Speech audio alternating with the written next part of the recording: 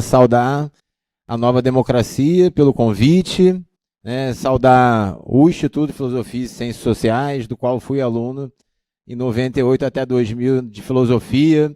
Estou gostando muito de ver a quantidade de jovens que está aqui. Estou gostando muito de ver a movimentação de greve, né? Cheguei antes para dar uma olhada no que está acontecendo, já passei por greves aqui também, como estudante, né? E saudar muita ênfase e muito carinho aos familiares de mortos desaparecidos que estão aqui, a companheira Vitória Grabois, aqui do grupo Tortura Nunca Mais, também tem a companheira Joana aqui representando esse grupo, a Sônia Arraes também, querida, né, irmã de João Haas, o seu Valdeci. Cadê? O seu Valdeci estava contando aqui para mim, né, que teve um avô que foi duramente perseguido, né, o seu Valdeci é o Bigode, duramente perseguido lá no norte de Minas, tá?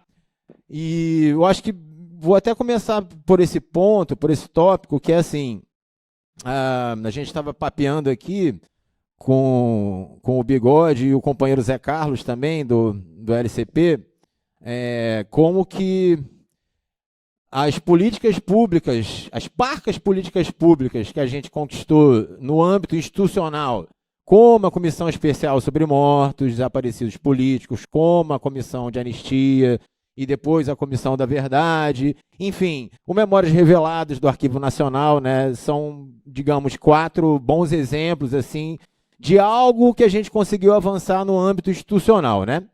Agora, sempre foi muito restrito o entendimento de quem foi perseguido na ditadura militar, né? Então, a gente faz essa luta, né, dentro dos movimentos que eu participo, como o Coletivo de Filhos e Netos, a Coalizão Memória. A gente faz essa luta muito interessado em trazer o entendimento de que, reconhecendo as violências do passado, é que a gente vai conseguir avançar para um mundo com mais direitos humanos como um todo, né? Então, os quilombolas foram perseguidos, né? O avô do companheiro Bigode aqui, por exemplo, né? O povo das favelas e periferias foi brutalmente perseguido. Aqui o Rio de Janeiro é um exemplo disso, né? Muito forte. Os indígenas, enfim. Né, dentro dessa moção que exige o retorno imediato, saudar aqui a Tatiana Merino, que chegou agora também, outra familiar querida, mas essa moção que exige o retorno imediato da Comissão Especial sobre Mortos Desaparecidos Políticos, eu uso dizer que não só lutamos pela reinstalação dessa comissão, mas para que esta comissão amplie o escopo de entendimento de quem foi vítima, né, morta ou desaparecida no período da ditadura militar, né? Então, além disso, a comissão de anistia que está funcionando mal e porcamente, porque o orçamento é muito exíguo, né? Ela também tem que incluir essas pessoas que foram afetadas, como o seu Valdeci, o Bigode. Eu estava falando aqui, seu Valdeci, né, você já chegou a entrar com um pedido de reparação na comissão de anistia, então até aproveita aqui, né, o microfone, Bigode, para dizer que eu entendo que você tem todo o direito de pedir reparação, porque sua vida foi afetada, né?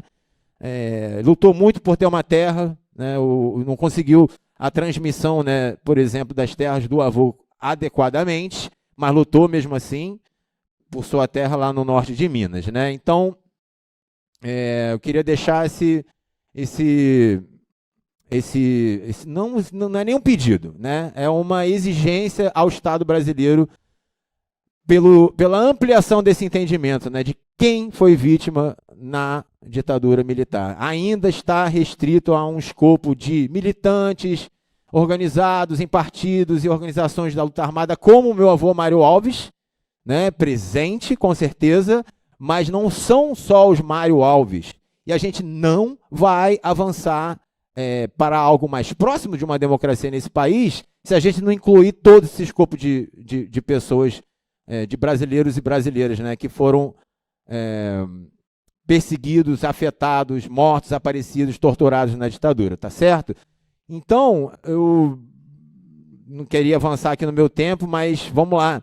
Eu queria deixar mais uma outra mensagem na nossa luta aqui não é só de familiares, né, não é só de pessoas organizadas, de novo, em grupos políticos, como eu estou na coalizão, e os filhos e netos, mas aqui todos os estudantes, né, aqui todos os professores e professoras dessa instituição, sabe? Para mim são todos o pessoal da luta. O que minha mãe vive dizendo, o pessoal da luta não são só os familiares, não são só as pessoas afetadas. O Brasil foi afetado. Quando a gente entender isso, a gente vai fazer a conexão com o 8 de janeiro. E vai entender por que chegou ali. E a gente vai entender por que não se calar sobre a memória de 64. É uma coisa ligada à outra, na verdade, é quase que uma é a consequência da outra, né? O golpe de 64 e a tentativa de golpe, né, de 8 de janeiro de 2023. Mas o último recadinho que eu ia colocar é que dentro dessa luta, que eu estou colocando todos nós no mesmo barco, né, no barco do time da vida, a gente luta pela vida, a gente luta por direitos iguais, que essa luta não procure se equiparar, por exemplo, com o dispositivo de linguagem que a extrema-direita está produzindo, né? Então, é muito forte, com certeza eles estão com um financiamento muito grande para produzir todo esse mundo de fake news, que acaba, né, construindo literalmente um mundo paralelo, e isso é muito ruim para tudo, né? Para a educação dos trabalhadores e trabalhadoras de hoje, né? Eu fico lembrando do exemplo do pessoal que é motorista de aplicativo, né? Eles aparentemente não estão assim organizados, né? Então, por exemplo, aqui o Sindicato Marreta pode ensinar muito, né, para esses trabalhadores conquistarem seus direitos, né, e se reunirem em classe, tá certo? E, bom, mas o que eu quero dizer para a gente não reproduzir a linguagem desse pessoal, né, que é a linguagem de outro time, que é o time da morte. É uma linguagem fascista, né? Até a Hannah Arendt já falava que a linguagem fascista é da repetição, da repetição, da repetição, e aí esse dinheiro todo que vai sendo escoado para esses sites e redes sociais que hospedam as fake news, né, e as mentiras, esse grupo de mentiras produz dissociações cognitivas, literalmente, nas pessoas, entendeu? Então, assim, a gente não pode entrar no, digamos assim, que eu já ouvi falar, né, assim, alguns do nosso time, né, do campo progressista, às vezes dizem, não, mas a gente tem que investir também, a gente tem que investir, e, sabe, a gente não pode ir nesse caminho, porque se a gente deixa a nossa linguagem próxima da linguagem da extrema-direita, é a derrota final. A linguagem, como já diria Foucault, acho que a Agamben recupera isso de Foucault, a linguagem é o dispositivo por excelência, é o dispositivo de controle por excelência. A linguagem está em todos os campos. A linguagem está no campo jurídico, a linguagem está no campo artístico, a linguagem está no campo político, né? A linguagem está aqui no campo da arte e da poesia, que o companheiro aqui trouxe, né? O Alípio. E eu acho que, para finalizar, eu lembrando do Alípio de Freitas, né, ele citou o coronel tenente, eu sei lá o que é, Correia Lima, né? E é isso. Se ele estiver vivo ainda, se ele estiver ouvindo, né, fique sabendo, coronel, que vocês são muito, muito valentes na escuridão, né? Para não dizer, né, covardes e sádicos. Porque à luz do dia, como eu vi ele sendo convocado pela Comissão Nacional da Verdade de 2013, ele e o Dulene Garcês também, ambos participaram da tortura do meu avô Mário Alves, se calaram na CARGE. De óculos escuros, cabeça baixa, tá certo? E eu fui até tirar uma fotinha ali na frente e o advogado dele falou, não, Não está combinado, isso aqui não pode. Meu Deus, que medo é esse? Né? Eu sou músico, cara, que assim, eu tô te ameaçando tanto, né, tirando uma foto. Então é isso, né? São covardes. Então o coronel, o ex-major dos bombeiros, o Jacarandá, o Walter Jacarandá, em outra ocasião na LERJ, em outra reunião da Comissão Nacional da Verdade, que o convocou, tinha convocado os outros 4 do Exército que torturaram minha avó, eles também não foram nessa audiência, ele também se acovardou. Embora tenha admitido que houve tortura no DOI-CODE da Tijuca, onde meu avô desapareceu em 1970, embora isso, ele disse que não lembrava de Mário Alves, ele não haveria torturado Mário Alves, aliás, todo mundo que estava ali, que foi torturado e estava depondo na frente dele, também não lembrava de ninguém. Então eu me perguntei, como é que você sabe que não torturou o Mário Alves se você falou que não lembrava de ninguém? Fui até ele falar depois. Terminou a audiência, fui até ele. E ele fez a ser evasiva. Ah, não, depois eu fiquei sabendo, na época da abertura, Mário Alves era muito conhecido e tal e tal.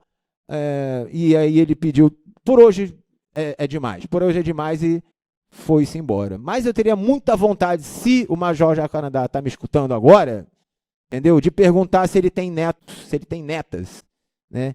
E dizer que eu não tive essa oportunidade de conviver com meu avô. Tá bom, Major? Isso é de uma covardia sem tamanho. E é isso. Vou terminar aqui dizendo que a gente resiste, no meu caso, que eu sou músico também, a gente resiste com arte, com política, com ações estético-políticas, né?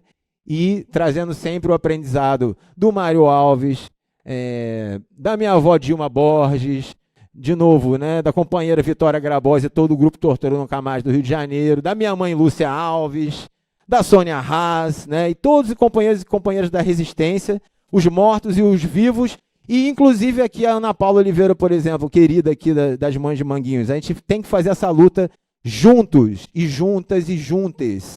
Isto é o último recado que eu coloco. Igual eu falei que a gente tem que ampliar o entendimento de quem foi perseguido na ditadura militar, a gente hoje, que é familiar de mortos desaparecidos, reconhecidos na época dessa luta, a gente tem que reconhecer que a ditadura não acabou nas favelas, entendeu? Não acabou para a Ana Paula, ela vive dizendo isso. Nunca vi democracia, tá certo? Então, não faria sentido estar fazendo essa luta se a gente não estivesse junto, sabe? E terminar aqui, então, para saudar, né, o nome do filho da Ana Paula, Jonathan presente.